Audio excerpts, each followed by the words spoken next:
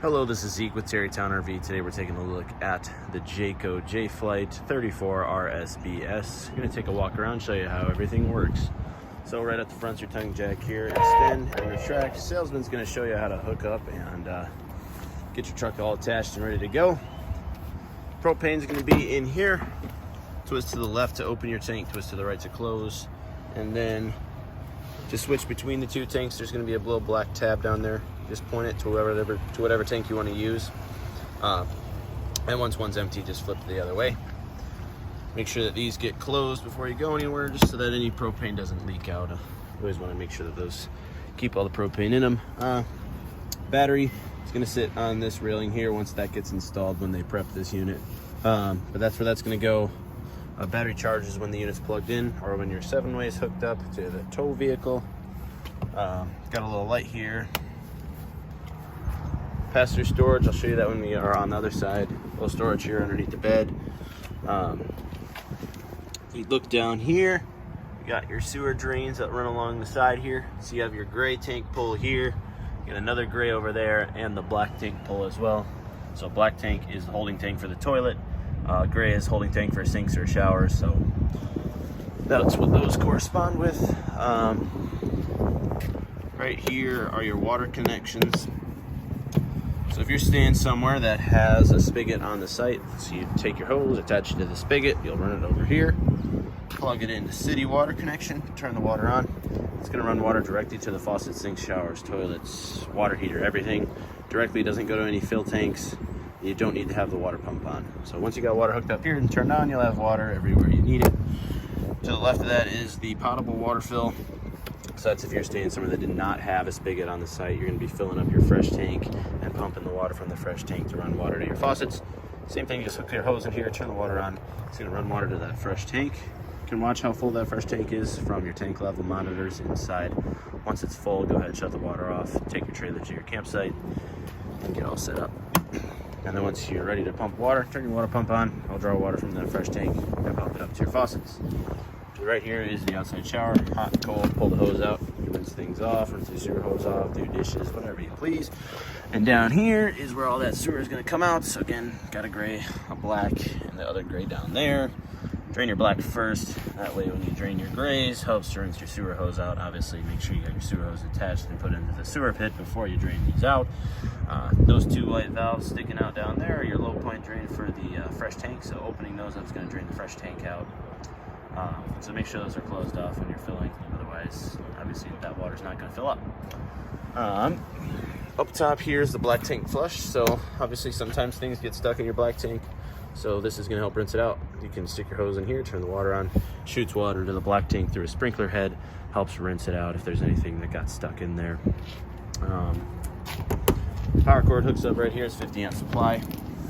Just give it a little twist, tighten this thing down on top, flop the knob over the top of it there, and you got power to the unit. This here is the water heater. So before you run water from the fresh tank or from your city connection, make sure you put your drain cap on to the water heater here. Tighten that down to a 1 1/16 socket wrench. Once it's on there nice and tight, then you're good to run your water. The reason is if you don't put the cap on, all the water that goes through the hot lines, it's going to go through the water heater, but it's just going to drain out right over the side. So make sure you get that cap on there. Once that's on there nice and tight, though, go ahead and run that water. It's about an 8-gallon tank behind here that's going to start filling up once water's running through that hot line. You'll know this tank's full once water's coming out of the hot side of your sink. Once that's coming out, you're good to turn it on. It is gas and electric. Both the switches to turn it on are going to be located inside. But yeah, make sure you only turn it on when that tank's full. If you turn it on when it's empty, you can actually end up melting your water lines. So just be precautious with that. Make sure it's only on when the tank is full. For draining this out, make sure your water supply is shut off, either from water pump or from the city connection. Let the pressure off with the pressure release valve here. It's going to be a little bit of air. Water's going to pour out of there a little bit too. And you're going to take that cap off. Just make sure you stand up to the side, because water does spill out straight over the edge here. And especially if it's hot, you don't want to get burned. Right below that is the furnace exhaust. Make sure this isn't blocked by anything if you're running the furnace, as well as don't touch it. It does get hot. You can get burned. There's one last thing down here. You got these two hoses sticking out right here. These are your low point drains for the hot and the cold lines. So the lowest point of those two That's where the water is going to come out. If you had these open, you're not going to have any water pressure inside because all the water that's running through the lines is just going to drain out straight through here. You use these for winterizing and de-winterizing. So if the unit's winterized, you come out here and you're going to first hook your water to your city connection, run water through all of the faucets and down all the drains, make sure that all that pink is gone up there, and then you're going to come down here and open these up and run it until it's completely clear coming out of here as well, just so you know you got all the antifreeze out of the system before you're good to go camping and drinking this water. But then close those back off and you should be all set. And I'll go over winterizing towards the end. Range vent right there for the hot air coming from your burner stove. Cable satellite inputs right there if you're staying somewhere that offers that. Some storage here on the side. Ladder's 250 pound capacity. There is a backup camera quick connection if you want to buy a backup camera. We do sell them here, so you can talk to your salesman about that, getting that added onto the deal. It's really quick. Maybe it takes 5 or 10 minutes to install, so nothing that's going to extend your wait period for picking this up. Tires down here, those are going to be checked. The lug nuts are going to be tightened down for you for the road, so you'll be ready to go. 2 outlets over here. Cable satellite if you're going to be running a TV out here. TV mount is already in the wall there. Here's that pass through. Got your stabilizer crank for these. It's manual crank down. Those are not for leveling, those are just for stabilization. Leveling is going to be running your tires up on blocks to adjust side to side, and then front to back is going to be raising your tongue jack. And then once you level, you run the stabilizers down to keep the unit from shaking side to side. Do have a LP connection sticking out right here. Slip this silver tab towards yourself to open the gas supply up, hook up a line, run it to a grill or griddle, whatever you're going to be using out here. That way, gas supply from your tanks runs directly to what you're using. With all that said, though, we can go over the inside. So just head on in here quick. Right as you walk in, you got this little door, pop it open, and here's your controls. You got your slide rooms, your awnings, and a bunch of other stuff up top there. But first we'll just run the slides out, so just hold out. See, it's gonna start to move. Just gonna hold until you hear a little grinding sound. That's how you know it's all the way out. Obviously, once you hear that noise, let go of the button.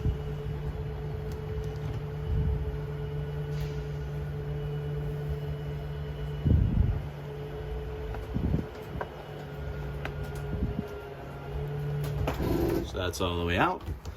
Run this one out as well.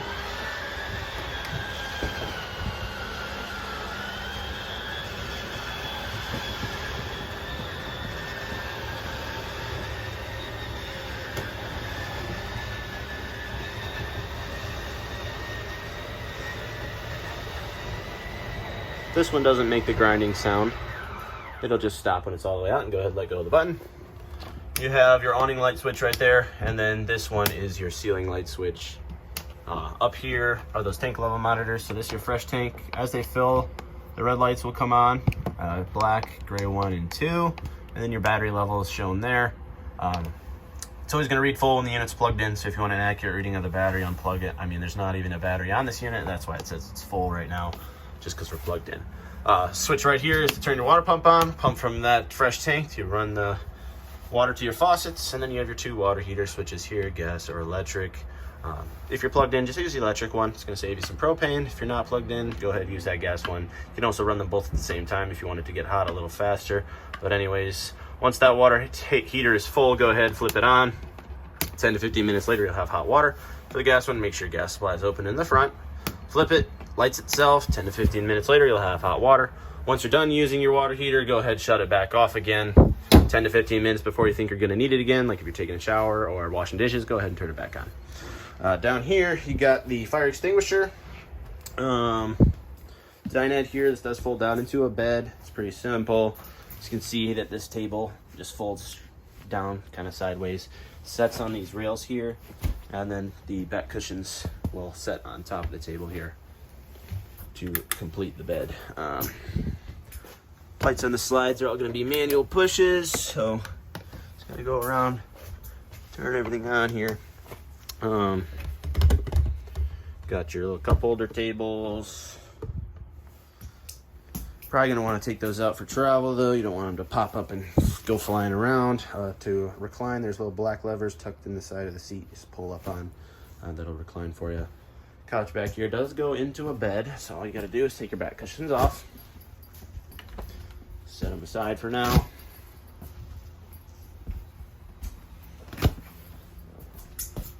You go ahead and pick up from right underneath the first cushion there.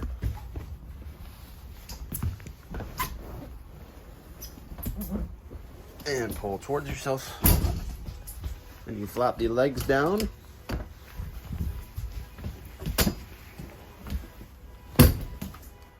Like that. Go ahead, fold this down. And there's your bed. Down here we got your fireplace. Power on is here. Different colors, different brightnesses, and then temperature adjustment. You can see the little readout in the corner for setting the temp. This is electric, so it's not going to use any propane. Just keep in mind if you are paying for the electric bill where you're staying, this does ramp it up rather quickly. Got your radio up behind this one. Power on. It's got Bluetooth if you want to connect your phone to it, play your own music. It's pretty simple, and it is already pre-wired to run the audio from your TV out through your speakers. So, did forget to mention it. Zone 1 are your inside speakers. Zone 2 are those outside speakers. Just tap them to turn them on, tap them to turn it back off again. Fridge and freezer. Power on's right here. Just hold this for 10 seconds. That'll turn it on. Might be 5, yeah, it's 5 seconds. So you got fridge temperature here, and then freezer temperature there. This night mode's gonna make it run a little quieter for you, even though it's already really quiet. So you don't really need to use that ever, but electric fridge, so this runs off the battery while you're driving. Once you're plugged in, it runs off of that 50 amp supply. So don't have to worry about that battery dying. Burners, up on this is your panel light, down on this switch is the panel and the oven light. For lighting the burners, push in, turn to the left, spark to the right. Don't have the gas on right now, but 1, 2, 3, these are your burners. Last one's the oven. Push in, hold on the flame marker for the oven. Keep sparking until you see the pilot light come on down there. Once that's on, go ahead, open up that temperature to what you wanted. Just keep in mind it is an open flame, so the temperature is not entirely accurate, so cooking can be a little bit difficult. Little light there, fan, microwave, self-explanatory. Type your time in, hit start. See if we got anything up in the cupboards here. Nope. Have some things in the drawers. No. See if we got anything over here. Nope. There we go. So this is your bag of information. Usually you got the owner's manual in there, and appliance information as well, some warranty stuff. Gonna do some fun reading. Some underneath storage there. Right here is gonna be your breakers and your fuses. Everything's already labeled, so you know what each one does. Just keep in mind, it's good to have extra fuses on you. Sometimes they blow and then you don't have the power to something important, so it's good to have extra fuse on you for every fuse that you need. So we walk this way, we'll go over thermostat, power on, just tap here, so it's the off screen. Then you got your fan speed, auto, high or low, and then this is air conditioning. Once you get to the setting you want to use, temperature up and down, furnace, temperature up and down, and then it'll go back to off again. So that's really easy to use. Check out bathroom. Toilet's down there. Make sure your shower doors get latched before you drive, so get this little rubber piece wrapped around there. You don't want these to slide open and shatter on you. GFCI's in here if you need to reset your outlets. Go ahead and press the reset key. Go ahead and run this front slide out now. It's fun to say slide out. Right here, slide out. We'll hold it. This is the same as the first slide out I showed you, so it's going to make a grinding sound when it's all the way out.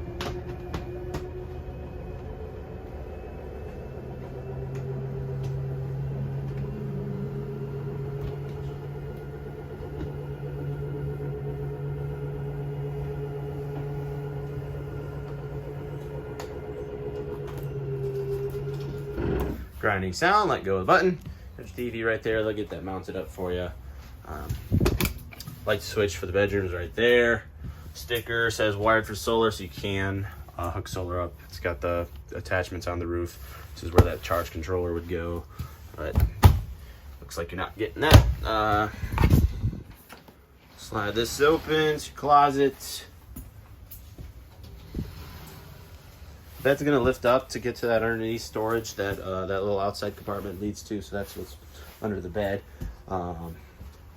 Just got some drawers here, nothing in those. Make sure your pocket door gets latched before you drive anywhere.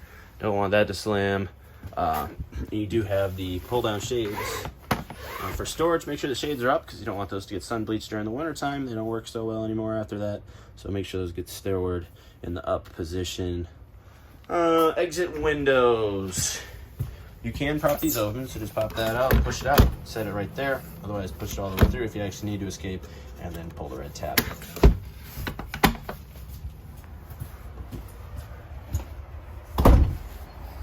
With all that said, let's go over the winterization process. So, first thing you gotta do for winterizing is put your water heater on bypass.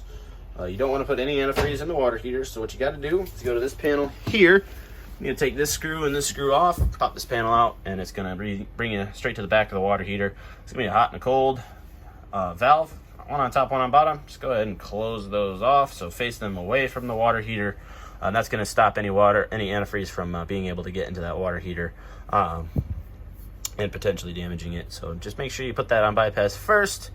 Then after that, you're going to locate your water pump, which you got to actually find. I think it's probably in here.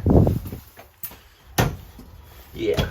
So your water pump is going to be back behind this panel here. So pop these screws off. And here's going to be the water pump. And on the water pump, it's going to be a clear hose and a valve. The valve's usually facing away from that clear hose, but for winterization, you're going to turn that valve to face the clear hose so that pump draws from the end of that hose. Stick that end of hose into the jug of antifreeze you got, and then go ahead and turn the pump on. It's going to pump that antifreeze through all the faucets, toilets, basically throughout the entirety of the water lines. And then you're just going to go to every faucet, open up the hot side, run it until it's completely pink, close that off. Open up the cold side, run it until it's completely pink. I do that at every faucet, so kitchen sink, outside shower, toilet, all of that stuff. Make sure you get antifreeze through the hot, cold, and down the drains. Once you've done that, go ahead, go outside to the low point drains that I talked about earlier.